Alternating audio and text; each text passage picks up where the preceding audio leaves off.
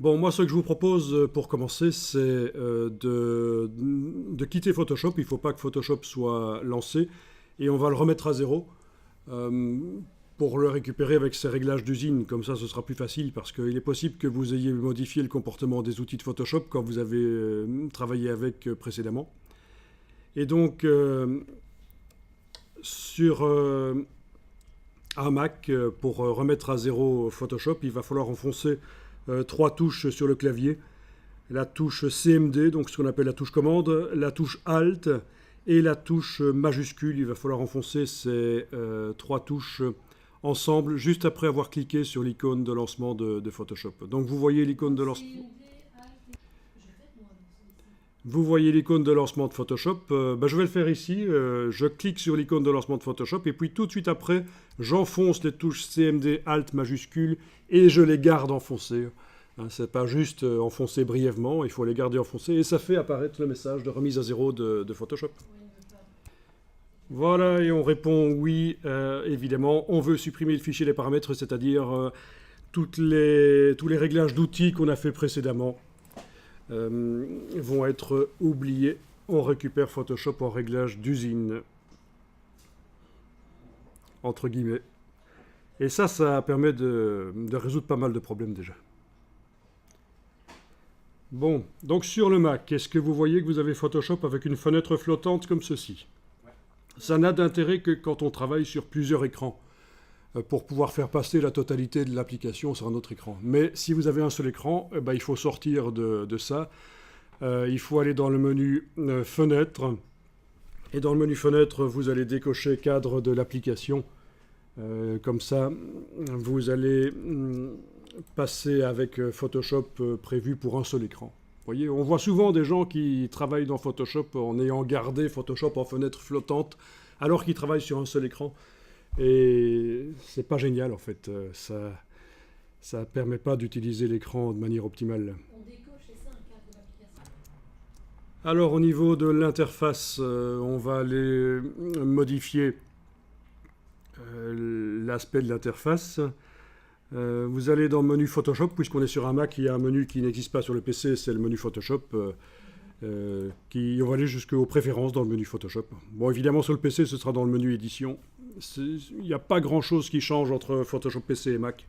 Il y a juste le fait qu'il y a un menu. Ça, c'est typique du Mac. Il y a un menu pour chaque application. Donc, menu Photoshop préférences, interface. Et là, vous avez le choix d'avoir une interface de différentes luminosités. Moi, je vais passer de celle-ci qui est un peu sombre. Je pense que je vais passer à celle-ci et ce sera, à mon avis, plus clair pour la démonstration. Maintenant, vous choisissez ce que vous voulez. Voilà. Dans ce panneau des préférences, il y avait plein de choses qu'on pouvait régler, bien sûr, dont notamment quelque chose qui permet d'optimiser les performances de Photoshop. C'est indiquer des disques de travail. Si vous connectez à l'ordinateur un disque dur vide, vous allez pouvoir indiquer que Photoshop peut l'utiliser pour accélérer les calculs. On ne va pas le faire ici, mais au passage, puisqu'on est en train de parler du démarrage dans Photoshop et la modification du comportement de l'application, c'est une des choses qui peut être faite. Bon, écoutez, on va aller voir. On ne va pas le faire, mais vous allez voir où ça se trouve. Allez dans le menu Photoshop préférences performance, cette fois-ci. Si vous êtes toujours dans la boîte, vous pouvez bien sûr passer de l'un à l'autre par la gauche ici. Voilà. Là, vous avez... Oui, en fait, dans cette version-ci, ils ont séparé maintenant les deux choses. Donc, dans les performances, oui, vous avez une première chose par rapport à la mémoire vive disponible sur votre ordinateur. Combien est-ce que Photoshop peut utiliser? Si vous comptez utiliser Photoshop avec d'autres applications qui fonctionnent en même temps, il va falloir gérer ça et faire en sorte qu'il n'utilise pas un maximum de la mémoire disponible. Vous voyez qu'ici, on a ce nombre-là de mégaoctets disponibles dans les circuits, donc de la mémoire vive, et Photoshop en utilise 70%. Bon, je vais laisser ça comme ça ici, puisque dans un premier temps, on utilise Photoshop seul, on ne va pas l'utiliser en parallèle avec d'autres logiciels. Ce qui est très intéressant, si vous faites des mises en page dans InDesign, vous pouvez utiliser en parallèle Photoshop. Vous modifiez une image dans Photoshop et une demi-seconde après, ça se met à jour dans InDesign. Même chose pour Illustrator. Si on modifie une image dans Photoshop, si elle est utilisée dans un fichier Illustrator, ça se met à jour directement. Donc c'est prévu comme ça en fait. C'est pour ça que ça s'appelle la Creative Suite, la Creative Cloud, c'est pour utiliser les logiciels en parallèle en fait. Mais donc voilà, ici, on n'a que Photoshop ouvert actuellement. Et donc ce dont je vous parlais, ce sont les disques de travail. Donc dès que vous allez connecter un disque dur supplémentaire à l'ordinateur, il va apparaître dans la liste ici et vous allez pouvoir indiquer que vous l'utilisez comme disque de travail. Donc dans le cas où les circuits seront un peu à court sur des très grosses images, ils ne seront pas suffisants, il y aura une espèce de simulation de la mémoire sur le disque dur. Donc ce qu'on appelle la mémoire virtuelle. Donc ce sont des choses à connaître. Dès que vous sentez que ça commence un peu à ramer dans Photoshop ou dans les logiciels, il faut commencer à réfléchir à ça. Et une des premières choses à faire, c'est éventuellement augmenter la mémoire vive. On peut dire qu'il faut un minimum de 8 gigas. Actuellement, là, j'en ai 16, et vous en avez sans doute plus sur votre ordinateur. Mais un minimum de 8, c'est pas mal, parce qu'il faut penser que le système utilise de la mémoire aussi. Il faut une bonne carte graphique, parce qu'il y a des cartes graphiques préconisées par Adobe qui accélèrent le travail assez vite, assez bien. Voilà. Et des disques de travail en plus.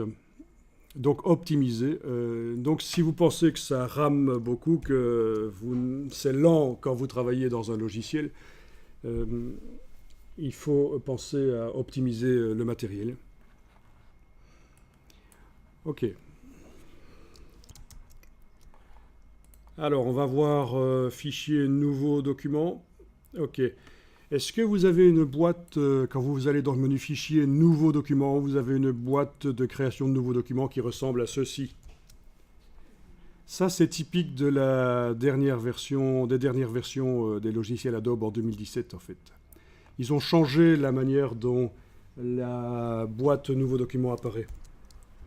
Bon, il y a possibilité dans les préférences, et là je ferme la boîte par la petite boule en haut à gauche, dans les préférences générales, il y a possibilité d'aller cocher ceci, utiliser l'interface héritée nouveau document. Et comme ça, quand je fais un nouveau document, je vois une boîte apparaître et c'est la boîte habituelle des logiciels Adobe telle qu'on la connaît depuis plus de 10 ans.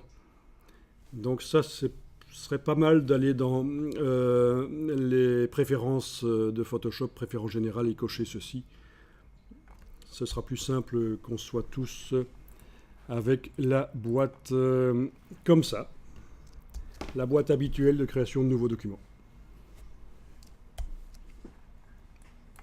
Donc c'était préférence. Donc toi, tu n'as rien à faire parce que tu es dans la version 2015 et d'office, la nouvelle boîte de création de nouveaux documents n'existait pas encore. C'est l'ancienne boîte qui est comme ça en fait.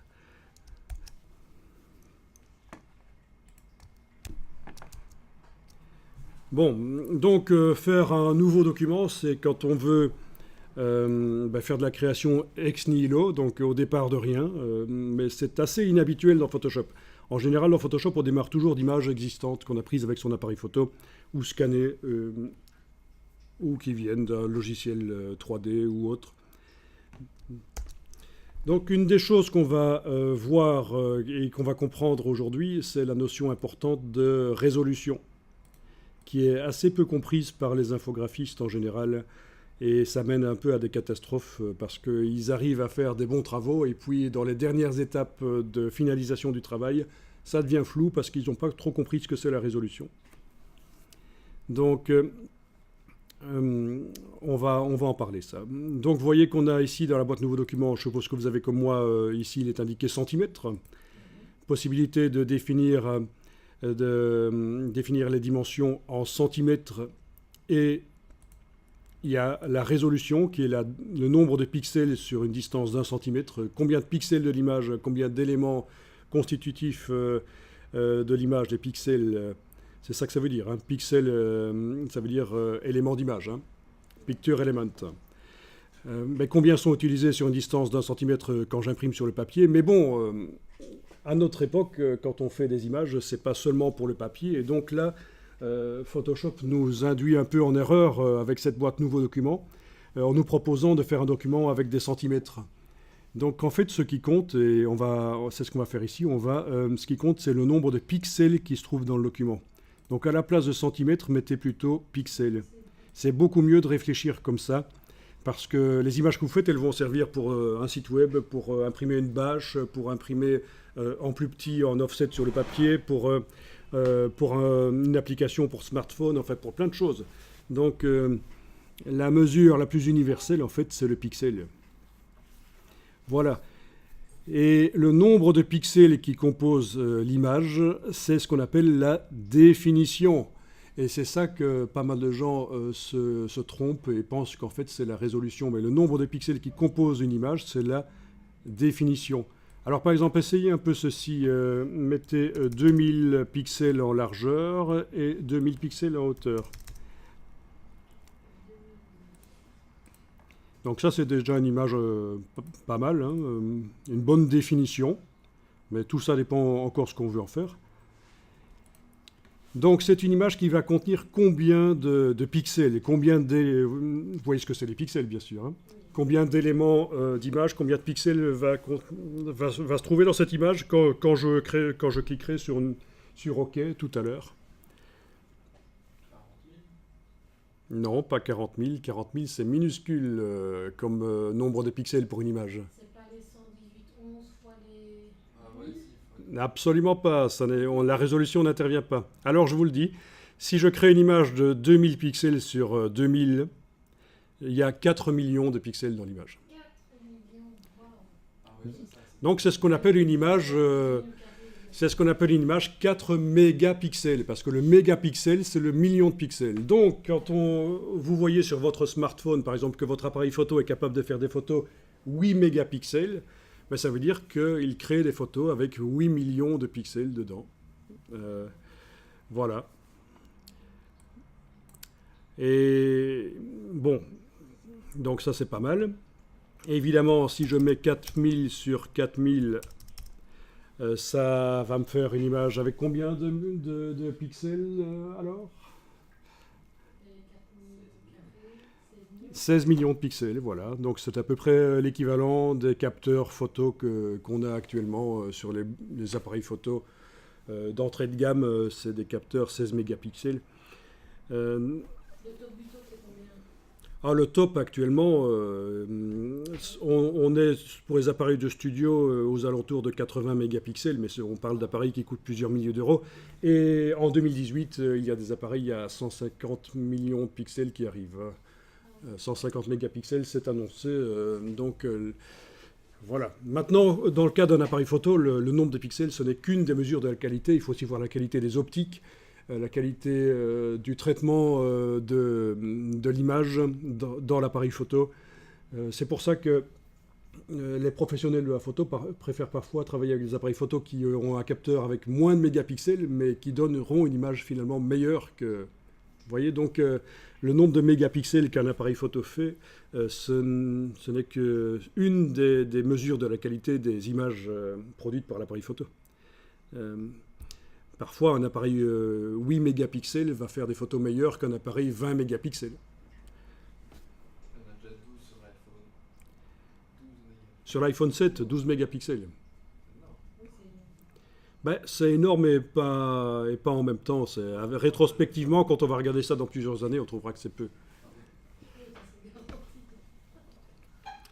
Alors, quand je crée une image dans Photoshop, le nombre, la résolution, n'a en fait aucune importance. Parce qu'en fait, la résolution, c'est quoi? C'est une indication du nombre de pixels qui est utilisé quand j'imprime. c'est par défaut, on fait des 118,12. Oui, ça c'est la valeur par défaut qui est en réalité 300 pixels par pouce. En réalité, la résolution, on parle de résolution en pouces en général. D'accord, on peut changer. Oui, ça oui, on peut changer, c'est une habitude. Et 300 pixels par pouce, c'est la densité de pixels qu'il faut quand on envoie une image chez un imprimeur offset.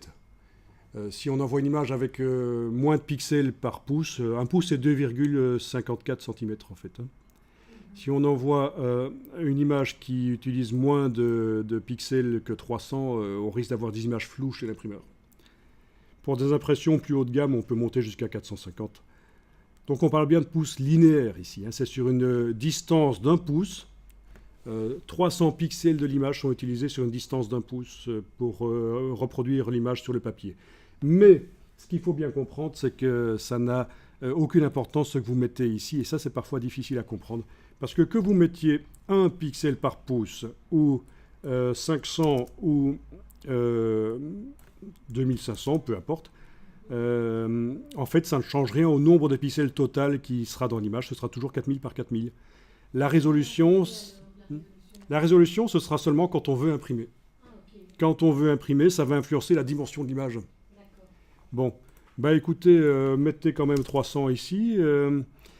Alors, vous avez ici le mode de création couleur de l'image. Ça veut dire que les couleurs ici vont être créées par mélange de 3 couleurs de base, rouge, vert et bleu, des lumières, rouge, vert et bleu. Quand on mélange du vert et du bleu, donc le G et le B, ben ça fait un autre type de bleu, ce qu'on appelle le bleu cyan. Quand on mélange du rouge et du vert, ça fait du jaune, parce qu'on est en mélange de lumière. Du rouge et du bleu, ça fait du magenta, c'est une espèce de rose particulier. Bon, c'est la manière de créer les couleurs dans l'image. Donc, alors, vous allez entendre souvent des gens qui vont vous dire « Oui, si tu fais un travail pour l'impression, tu dois faire une image CMJN dans Photoshop. » Même chose dans Illustrator. Si tu fais un travail pour l'impression, tu dois le faire en CMJN. Ça, c'est ce qui correspond aux 4 encres qui sont utilisées quand on imprime. Cyan, magenta, jaune, noir. Mais depuis 15 ans, c'est faux. Depuis 15 ans, Adobe préconise de faire toutes ces images en RVB. Et les images qui ne sont pas destinées aux smartphones, aux écrans, on va les convertir en CMJN. Parce que voilà ce qui se passe. Vos images, elles vont servir à plusieurs supports. Et le CMJN, ben, c'est un mode de création couleur qui est directement adapté à l'impression chez l'imprimeur, sur du papier. Mais une impression sur du papier, c'est assez pauvre au niveau du rendu des couleurs. On ne peut pas imprimer toutes les couleurs qu'on veut. Toutes les couleurs qu'un écran est capable d'afficher, on ne peut pas les sortir sur le papier. Donc si vous vous dites, tiens, un de mes périphériques de sortie, c'est l'impression, et donc je vais faire mes images en CMJN, ben, ça veut dire que pour tous les autres périphériques sur lesquels vous allez diffuser vos images, les écrans de smartphone, les sites web, etc., vous allez avoir des couleurs pauvres, vous voyez. Tandis que si vous travaillez en RVB, ben là, il y a beaucoup plus de couleurs disponibles. Et qui peut le plus, peut le moins. Vous allez générer une version de votre image pour l'imprimeur, et ça, ce sera du CMJN. Vous comprenez la logique?